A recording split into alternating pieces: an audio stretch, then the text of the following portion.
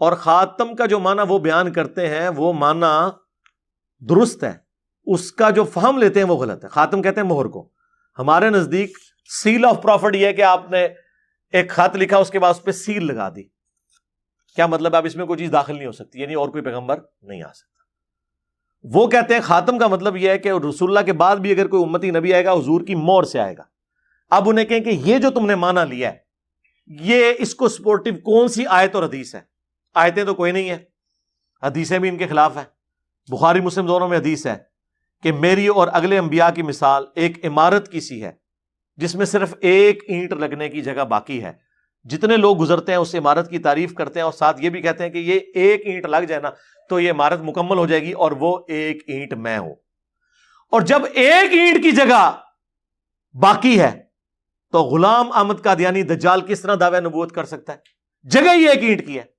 اور مجھے بتائیں، اگر وہ کہتا ہے کہ ہم امتی نبی کا دعویٰ کر رہے ہیں تو اس امت میں اگر کوئی شخص امتی نبی بننے کا حقدار تھا تو مولا علی تھے. بخاری مسلم دونوں میں حدیث ہے غزوہ تبوک پہلا اور آخری موقع تھا کہ نبی الاسلام حضرت علی کو ساتھ لے کر نہیں گئے بلکہ مدینہ شریف میں چھوڑ دیا. تو حضرت علی رونا شروع ہو گئے تو نبی الاسلام نے ان کو تسلی دی اور فرمایا کیا تم اس بات پر راضی نہیں کہ تمہاری میرے ساتھ وہی نسبت ہے جو ہارون کی موسیٰ کے ساتھ، مگر میرے بعد کوئی نبی نہیں. تو اسی لیے پہ میں بولتا ہوں کہ اگر مولا علی نبی نہیں ہے حالانکہ ان کی نسبت ہارون اور موسیٰ والی ہے، قرآن میں یہ جو دو نسبتیں آئی ہیں دونوں پیغمبر تھے. حضرت موسیٰ کے لیے سپورٹو پیغمبر کون تھے؟ ہارون علیہ السلام، ان دونوں پر اللہ کی سلامتی ہو. نبی علیہ السلام کے لیے سپورٹ کے طور پر مولا علی تھے اسی نسبت میں. تو پیغمبر بھی ہوتے اگر ختم نبوت نہ ہوئی ہوتی. اور حضور نے ساتھ کہہ دیا مگر میرے بعد کوئی نبی نہیں. تو سرکار اگر مولا علی نبی نہیں ہے نا، امتی نبی بھی نہیں ہے، تو غلام احمد قادیانی دجال تو شاہی کوئی نہیں. یہ جو مولا علی کی شان میں حدیث جو بخاری اور مسلم دونوں میں موجود ہے، اور امام بخاری امام مسلم نے حضرت علی کی شان میں پہلی حدیث ہی یہی لی ہے. مجھ سے اگر کوئی پوچھے نا کہ اس پلانٹ ارتھ پہ حضرت علی کی شان میں نمبر 1 حدیث کون سی ہے تو یہی ہے کہ علی کی میرے ساتھ وہی نسبت ہے جو ہارون کی موسیٰ کے ساتھ، مگر میرے بعد کوئی نبی نہیں. وہ من کن تو مولا بعد والی چیز ہے، یہ اصل ہے.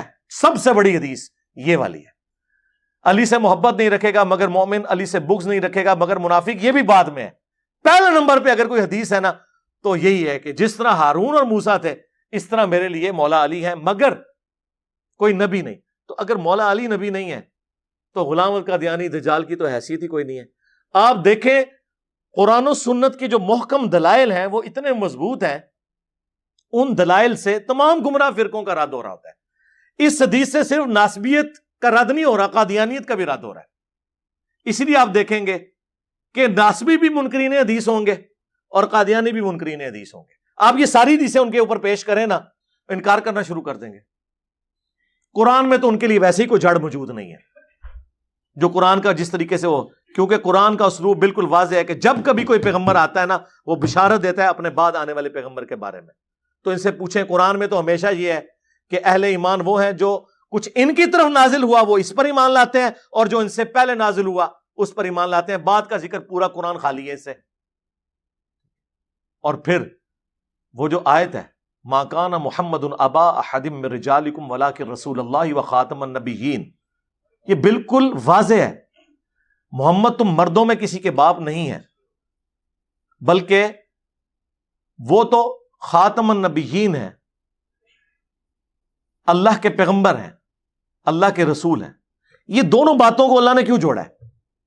اس لیے کہ نبی علیہ السلام کی نسل میں کوئی اب آپ کی جو حقیقت بیگوٹن سن جو ہے نا آپ کا، وہ کوئی مرد کے لیول تک نہیں پہنچے گا، بچپن میں ہی فوت ہو جائے گا. کیونکہ یہ پھر تقاضا تھا کہ اگر ابراہیم کا بیٹا پیغمبر ہے نا تو نبی الاسلام کا اپنا بیٹا بھی پیغمبر بنتا. تو اللہ نے کیا فرمایا؟ محمد تم مردوں میں سے کسی کے باپ نہیں، ان کا کوئی بچہ بھی مرد نہیں بنے گا. کیوں؟ ولاکن رسول اللہ و خاتم النبیین، چونکہ وہ رسول اور خاتم النبیین ہے، اس کا تقاضا یہ ہے. اور یہ جو میں تشریح کر رہا ہوں نا یہ بخاری میں موجود ہے. عبداللہ ابن ابی اوفا سے پوچھا گیا آپ نے رسول اللہ کے بیٹے ابراہیم کو دیکھا تھا؟ انہوں نے کہا ہاں میں نے دیکھا تھا، وہ حضرت ماریہ قبطیہ سے پیدا ہوئے، بچپن ہی میں فوت ہو گئے، اگر وہ زندہ رہتے تو پیغمبر ہوتے. وہ قادیانی کہتے ہیں دیکھیں اس سے پتہ چل گیا کہ نبوت جاری ہے. ہم کہتے ہیں آگے بھی پڑھو، آگے لکھا ہے عبداللہ ابن ابی اوفا کہتے ہیں چونکہ رسول اللہ آخری نبی ہیں اس وجہ سے وہ بچپن ہی میں فوت ہو گئے، یعنی حضور کے بچوں کا بچپن میں فوت ہو جانا اس بات کی دلیل ہے کہ حضور کے بعد اب کسی نے پیغمبر نہیں آنا، یہ بالکل واضح ہے۔ ورنہ اگر یہ کہتے ہیں جی یہ تو وہ پیغمبر ہے امتی پیغمبر، تو امتی پیغمبر مولا علی کیوں نہیں؟ کتنی بڑی پھکی ہے۔ اگر امتی نبی بھی ماننا ہے تو پھر وہاں سے شروع کرو نا جہاں بڑے لوگ اویلیبل ہیں۔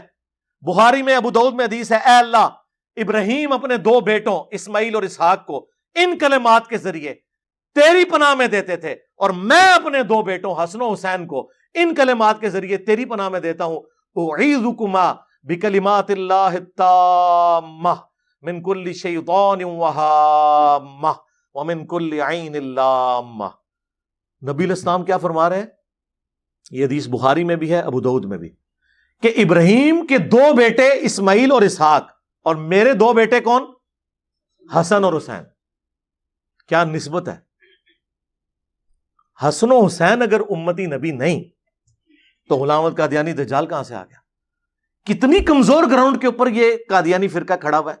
فرقہ میں اس پوائنٹ آف ویو سے کہہ رہا ہوں کہ یہ سنیوں سے نکلا ہے، اور اس سے بھی بڑھ کر ہمارے حنفی دیوبندی اور حنفی بریلوی بھائیوں میں سے نکلا ہوا ہے۔ ہاں، کیونکہ قادیانی بغیر رفع الیدین کی نماز پڑھتے ہیں۔ یہاں پہ کوئی بھی کتاب و سنت کے منہج پہ آئے نا تو اسے کہتا ہے تو عنقریب قادیانی ہو جائے گا۔ ہاں، جڑا بخاری مسلم وچ رفع الیدین پڑھ کے رفع الیدین شروع کرے وہ قادیانی ہو جائے گا، تو جڑا شروع تو قادیانی والے طریقے سے نماز پڑھ رہا ہے وہ قادیانی نہیں ہوئے گا۔ جی قادیانیوں کے جائیں عبادت گاہ میں حنفیوں کی طرح نماز پڑھتے ہیں۔ We follow generally Imam Abu Hanifa's fatwa were very largely accepted by the Ummah, and unless we find reasons to disagree with him, we would generally follow the Fiqh Hanafiya. Investigate personally, directly. The overbearing principle should be that you follow Hazrat Imam Abu Hanifa. This is the entire attitude of Jamaat Ahmadiyya.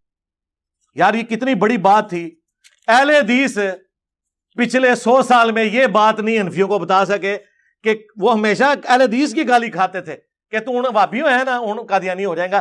اہل حدیث اپنی عوام کو یہی نہیں بتا سکے کہ حنفیوں کی طرح نماز پڑھتے ہیں قادیانی۔ انہوں نے اگے دین دا کے کام کرنا سی۔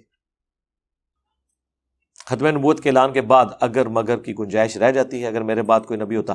جی اگر مگر اس لیے ہوتا ہے کہ سمجھانے کے لیے ہوتا ہے، یہ جیسا کہ بخاری مسلم میں حدیث ہے، علی کی میرے ساتھ وہی نسبت ہے جو ہارون کی موسیٰ کے ساتھ، مگر میرے بعد کوئی نبی نہیں۔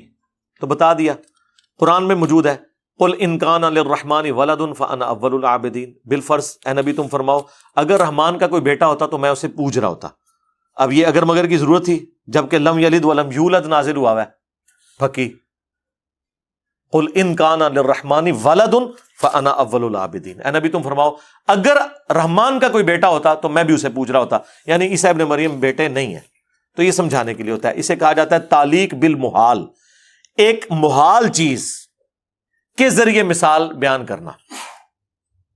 اسی کے تحت میں نے کہا تھا نا یارا کہ اگر قادیانی مجھے مسلمان مان لیں تو میں انہیں مسلمان کہہ دوں گا، لیکن یہ ہو نہیں نہ سکتا۔ جیسا کہ قرآن میں آیا کہ رحمان کا کوئی بیٹا ہوتا تو میں اسے پوج رہا ہوتا، یہ ہو نہیں نہ سکتا۔